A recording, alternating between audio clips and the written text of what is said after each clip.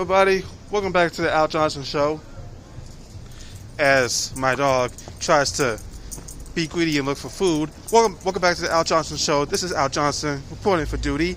And thank you all for watching. And you know what? Let's just get this out of the way. You know, like, comment, share, subscribe. You know all that stuff. Let's just get into it. So, if you've seen the recent Oscars, you would know that Miss Angela Bassett was nominated for Best Supporting Actress for her role in Black Panther: Wakanda Forever. And in that same category, she was nominated against Jamie Lee Curtis and Stephanie Sue for Everything, Everywhere, All at Once. How you say? Carrie Condon. Carrie Condon for The Banshees of Inisherin, and I'm trying to remember, there was another nominee. Trying to remember, there was another nominee in there. There's Angela Bassett, Carrie Condon, Stephanie Sue, Jamie Lee Curtis, and there was somebody else. I can't remember off the top right now. But those were the nominations. And going into it, there were those of us who are in the Marvel fandom who had admittedly hope that maybe Angela Bassett would win, because she won the Golden Globe for Best Supporting Actress, and we thought this could be it. This could be time, because in years past, Marvel movies have been nominated for Oscars, but only for the technical achievements like visual effects, costume design, production design, you know, all that stuff. They were never nominated for any of the series, the serious categories, meaning Best Actor, Best Picture, Best Director even.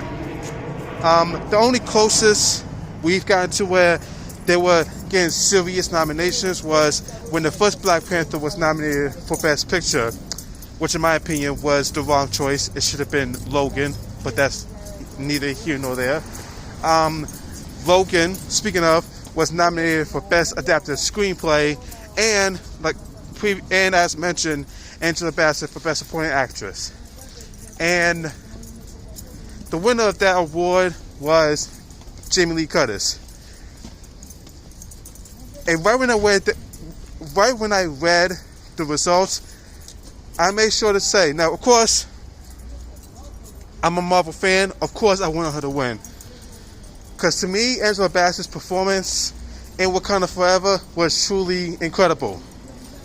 Maybe almost, in a way, mesmerizing. But I made sure to say in the comments of any post that had this result, where I said, quote, hey listen, selfishly, I wanted Angela Bassett to win, but I got no qualms with Jamie Lee Curtis. And I'm not going to bore you with all of it, but y'all read the posts on social media. Y'all know how people feel about that result. You have some people saying that, a lot saying that Angela Bassett was robbed, that she got snubbed. You have those who will say when Angela Bassett's face showed that she lost, she showed defeat, people were giving her crap or giving her praise for her reaction. And unfortunately, you have people trying to make it a race thing. And unfortunately, went after Jamie Lee Curtis. Which again, I want to reiterate, I would have been happy if anybody would have won, because it wouldn't have mattered. It would have been cool to see who won. Obviously, I have my picks. I was like, oh, I hope this wins, this wins. That's it. That's just like bias choices. But like Angela Bassett, it's a bias. I love Marvel movies. I wanted her to win. Jamie Lee Curtis won. I'm like, that's cool. That's great. Shocking, but that's cool. But the reason why I want to come up here and talk about this is because, you know, listen, it's no secret that prestige awards like the Oscars or Golden Globes or the SAG Awards or what have you, they sadly have always looked down on comic book movies. Even people within the industry, the movie industry, never took comic book movies seriously. Now, yes, you have some directors who took a comic book property and went in a different direction, yes. And yes, it has sometimes had great results. Now, yes, I'm saying, oh, Marvel movies don't get it, but so far with DC, they have, like, from my recollection, they have 3 Oscar wins to their name. They have, or maybe more. I don't remember. But from my recollection, they have 3.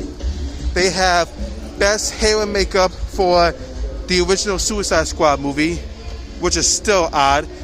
And of course, you had Heath Ledger win Best Supporting Actor for The Dark Knight, playing the Joker. And of course, you had Joaquin Phoenix win Best Actor for playing the Joker. So I'm not saying, like, oh, comic book movies, they don't get their time in the spotlight when it comes to these prestige awards. A select few do. I'm talking about Marvel movies, period. Let's go back to say Infinity War and Endgame. You mean to tell me that those movies alone wasn't worth any big award nominations other than the CG and the costume or the production? I mean, yes, Black Panther 1 was nominated for those same things, but was also nominated for Best Picture, which I think was the wrong choice. I love Black Panther 1, but I don't think it's Best Picture. It's like best picture quality. You mean to tell me Captain America Civil War wasn't Oscar worthy? You mean to tell me Spider-Man No Way Home, the movie that, yes, all due respect to Top Gun Maverick and Avatar: The Way of Water, all due respect to those movies, you mean to tell me that the movie that saved the movie theater industry, that basically saved the industry, where people who were still fighting a pandemic came out of their homes, taking precautions as always, to come to the theater to see Spider-Man? You mean to tell me that wasn't worthy of any nominations?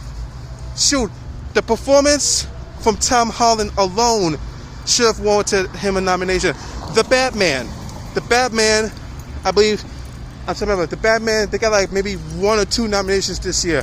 But you mean to tell me that the cinematography, that didn't deserve nomination? You mean to tell me it didn't, like, at least deserve Best Supporting Actor for Colin Farrell as the Penguin? And what bugs me about that, I don't know if it bugs y'all, but what bugs me is that you have basically titans of the industry like Mr. Martin Scorsese, who will look down and put down the comic book movies, saying they're not cinema, when these are the movies that's literally making people go out in droves to the theater, putting money in back into the budget that was made for these movies, just so with that amount of money made, it could fund their next project.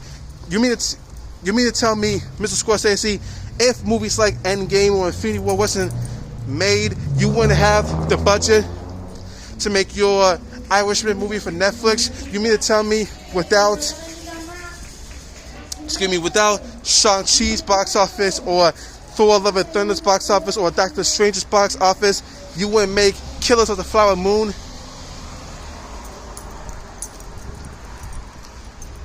And like I said, however you feel about Marvel movies is however you feel. But you cannot tell me that Marvel movies or comic book movies in general, period, are not cinema. No, they're not Godfather. They don't need to be. No, they're not Jaws. They don't need to be. No, they're not Blade Runner. They don't need to be. And that's really the frustrating part, because like I said, these movies, the amount of money they make versus the movies you think are cinema, two different leagues. Steven Spielberg's The Fabelmans, which had a lot of Oscar nods, didn't make a lot of money in the box office, but it got those nominations. Black Panther: Wakanda Forever made basically nearly $900 million at the box office. Got like what, maybe 5 nominations. I believe The Fabelmans also had 5, or maybe they had 7. I could be wrong about that. But yeah, like the Batman got like 3 nominations, but Avatar: The Way of Water got like 7 or 8. And again, I'm not dissing Avatar: The Way of Water or Top Gun Maverick, but again, without these comic book movies, you wouldn't have the money you need to fund these movies that you think are more cinema than the ones you don't think are cinema. Comic book movies, mainly Marvel movies, are just as cinema as you can imagine. You wanna know why Captain America: Civil War is my favorite MCU movie, along with Endgame and Infinity War and Spider-Man: No Way Home and Black Panther 1 and 2? Everything you see in your cinema movies, they have those in spades. Yes, they got the great action. There's great tense scenes. There's great comedy. There's great drama. There's so much great drama in movies about people in colorful outfits that have stuff that's being sold to kids for toys. But yet there's still some deep, rich stuff in it. Shoot, Captain America: Civil War, again, my favorite MCU movie, was dealing with 2 opposing sides of the government.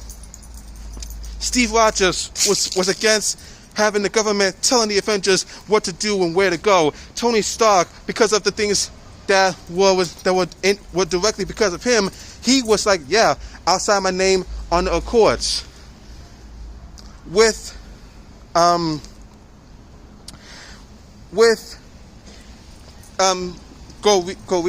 Spider-Man: No Way Home, yeah, we had the multiverse, yeah, we had all this and that, but at the core of the story, you had a person, Peter Parker, who basically was once again tested through all these obstacles, all these odds, so he could come out on the other end and be the best Spider-Man that we know he can be. Those ideas that you see in movies like Rocky or Dances with Wolves, One Flew Over the Cuckoo's Nest, they are just as prevalent in those movies, but they're also prevalent in comic book movies as well, mainly Marvel movies. And I think it's really, really annoying that you have an industry and a body of actors and directors who thinks that because these movies are not cinema, that means they can at least have a chance to at least win a big award. So I seriously hope that when the Batman 2 comes out, they kind of rectify the 3 nominations it got and get more, because again, these movies, comic book movies and mainly Marvel movies, if they're not cinema, then you tell me what is. And that's all I have to say about that. And guys, that's it. Let me know how you feel. Why do you think Marvel movies don't win stuff like the Oscars or Golden Globes, like the big awards, like Best Picture, what have you? Why do you think that is? Let me know down below, how do you feel about it? Let me know, do you think Marvel movies are cinema? If no, tell me why. I want to know. So guys, thank you for watching the Al Johnson Show. I appreciate you guys for watching. Be sure to like, comment, share, subscribe. And as always, I've been Al Johnson, and you're not. Deuces.